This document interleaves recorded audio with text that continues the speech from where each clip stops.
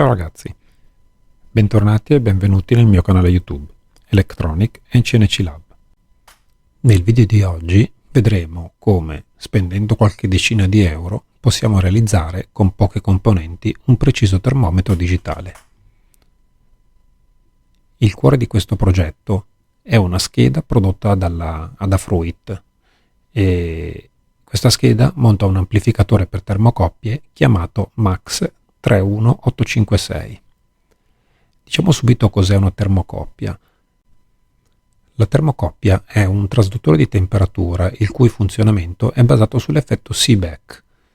Questo effetto è stato scoperto nel 1822 da Thomas Johann Seebeck, un fisico di origine estone, che scoprì che in un circuito chiuso, formato da due metalli differenti e saldati alle estremità, si instaura una differenza di potenziale proporzionale alla temperatura.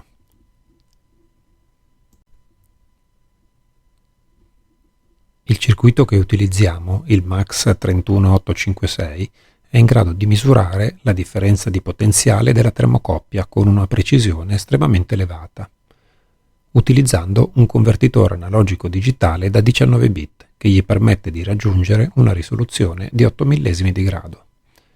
Il suo range di misurazione va dai meno 210 gradi ai più 1800 gradi centigradi. Cominciamo subito col dire qual è il materiale necessario per questo progetto. Allora, abbiamo un amplificatore convertitore, il Max 31856 per sensore di temperatura, una scheda Arduino 1, un display 16x2 caratteri, un paio di resistenze, un trimmer, una termocoppia di tipo K, alcuni cavetti rigidi e una breadboard. Dunque, vediamo lo schema di collegamento. Come connessioni dal display abbiamo l'alimentazione che viene presa dall'Arduino e abbiamo qui la massa e il più 5 volt che vengono anche mandati alla retroilluminazione del display e poi le 4 linee dati da DB4 a DB7 che vanno ai pin dal 4 al 7 della scheda Arduino. Poi abbiamo i pin RS ed Enable, il 4 e il 6, che vanno ai pin 2 e 3 della scheda Arduino. Abbiamo poi la solita resistenza da 220 ohm per fornire l'alimentazione con una limitazione in corrente sul diodo LED della retroilluminazione del display. E poi abbiamo il trimmerino da 10 kΩ collegato ai pin 1, 2 e 3 che ci permette di regolare il contrasto del display. Abbiamo poi la scheda Max 31856 che prende l'alimentazione da 5 volt e il ground dalla scheda Arduino e comunica attraverso uno standard chiamato SPI, Serial Peripheral Interface, che attraverso 4 linee dati si interfaccia con la scheda Arduino e trasmette le informazioni e riceve i dati e il clock da parte del microcontrollore. Come alimentazione esterna possiamo utilizzare direttamente il cavo USB che viene utilizzato anche per la programmazione del microcontroller. Ma vediamo adesso uno schema un po' semplificato di tutte le connessioni che rappresenta sicuramente in modo più chiaro ed evidente le connessioni tra i vari componenti. Da questo schema vediamo come possiamo leggere la temperatura con una termocoppia attraverso il Max 31856. Abbiamo qui la scheda di conversione analogico-digitale che ha le 4 linee dati, che sono alcuni degli ingressi, altri delle uscite. Abbiamo il CS che è il chip select, l'SDI è il serial data input, l'SDO è il serial data output, e l'SCK è il serial clock. Poi abbiamo il ground, GND e la tensione di alimentazione, il VIN. Abbiamo poi l'Arduino 1 che comunica attraverso le porte D10, D11, D12, D13 con la scheda Max 31856 alla quale fornisce l'alimentazione.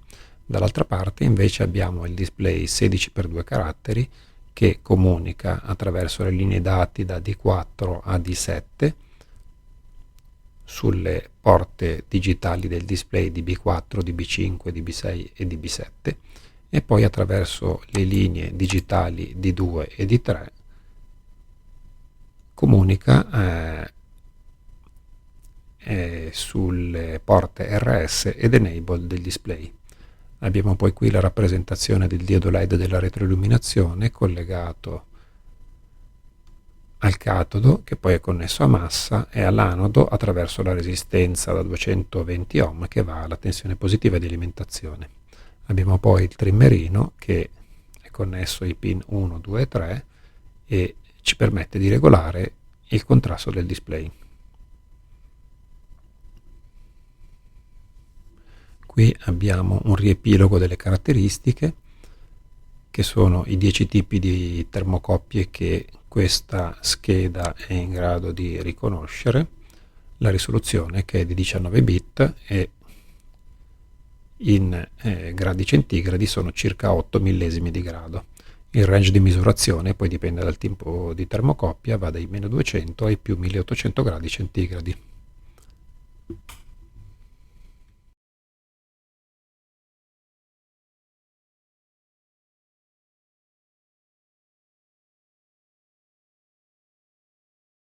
Allora, vediamo subito la descrizione di questo sketch che ci permetterà di leggere la temperatura della termocoppia di tipo K e di visualizzarla sia su serial monitor che su un LCD 16x2 caratteri esterno.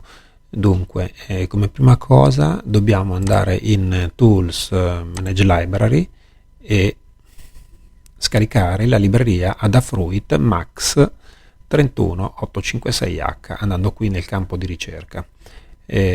Successivamente, dopo averla scaricata, dobbiamo andare su Sketch e includere la libreria Adafruit Max 31856 appena scaricata e la libreria liquidcrystal.h. Vediamo adesso questo primo blocco che consiste nel definire i pin che noi associeremo alle porte dell'amplificatore convertitore per termocoppia che seguono lo standard SDI, e queste porte sono la chip select, serial data input, serial data output e serial clock, e facciamo corrispondere i pin 10, 11, 12 e 13 della scheda Arduino. Andiamo a fare una cosa analoga per definire i pin che associamo al display LCD e definiamo RS, Enable, DB4, DB5, DB6 e DB7, li facciamo corrispondere ai pin 2, 3, 4, 5, 6 e 7 di Arduino. Definiamo un baud rate di 9600 e a questo punto invece dichiariamo un oggetto termo e a questo facciamo corrispondere i valori delle costanti che abbiamo indicato qui sopra. Quindi avremo qui la porta 10, la 11, la 12 e la 13. Facciamo la stessa cosa con il display LCD, dove andremo a collegare i pin di Arduino al display LCD. Andiamo alla parte di setup, inizializziamo la seriale. E invece in questo blocco inizializziamo la termocoppia e settiamo sia il tipo di termocoppia in questo switch case. Oltre a settarlo, visualizziamo su serial monitor il tipo di termocoppia che abbiamo impostato attraverso il firmware. Inizializziamo il tipo di LCD definendo un 16x2 caratteri, quindi 2 righe da 16 caratteri. Andiamo adesso nel loop. Abbiamo due variabili, una CJTemp e una TCTemp, che corrispondono alla Cold Junction Temp, cioè la giunzione fredda del nostro sistema di lettura per termocoppia, e la Thermocouple Temp, cioè la temperatura della termocoppia. E queste vengono ottenute attraverso Thermo Read CJTemp e Thermo Read Thermocouple Temperature. Andiamo poi a visualizzare sul serial monitor attraverso serial print la stringa Cold Junction Temp e il valore corrispondente con 3 decimali. 3 il numero dei decimali che vengono utilizzati per visualizzare la temperatura. Cosa analoga viene fatta per la lettura della termocoppia. Stampiamo prima la stringa sulla riga successiva e poi il valore corrispondente della termocoppia. Adesso attraverso questi if verifichiamo se ci sono delle condizioni di errore. Passiamo adesso alla parte di stampa sull'LCD. Come prima cosa puliamo l'LCD cancellando qualsiasi altro carattere di letture precedenti. Poi posizioniamo il cursore sul primo carattere della prima riga, stampiamo la stringa tctemp e posizionando il cursore sul nono carattere della prima riga, subito dopo stampiamo il valore memorizzato nella variabile tctemp che corrisponde alla termocoppia, che corrisponde alla temperatura della termocoppia con 3 decimali. Questa qui è l'LCD print che ci serve per stampare il simbolo dei gradi. Andiamo adesso sulla seconda riga con set cursor 01 e stampiamo la stringa cjtemp. Con quest'altra riga invece andiamo a posizionare al nono carattere seconda riga il cursore. Dopodiché stampiamo la lettura della giunzione fredda, quindi della temperatura della giunzione fredda sempre con 3 decimali.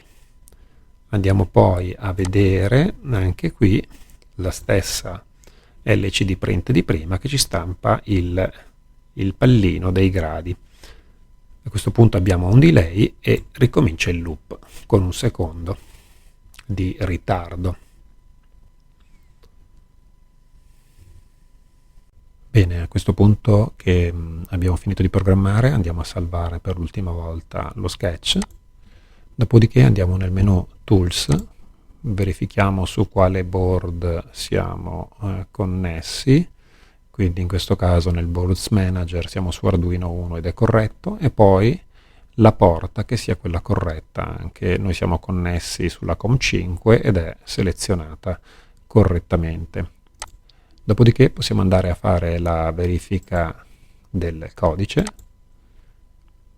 e se non compaiono errori possiamo procedere con l'upload sul microcontroller.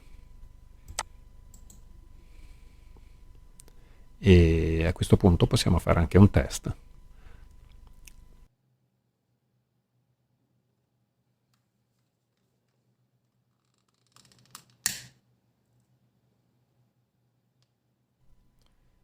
Bene, a questo punto direi che abbiamo finito e se il video vi è piaciuto ricordatevi di lasciarmi un like e iscrivetevi al mio canale, ma se volete ricevere gli avvisi automatici ogni volta che carico un video cliccate anche sulla campanellina. Adesso vi saluto e ci vediamo alla prossima. Ciao e buon divertimento!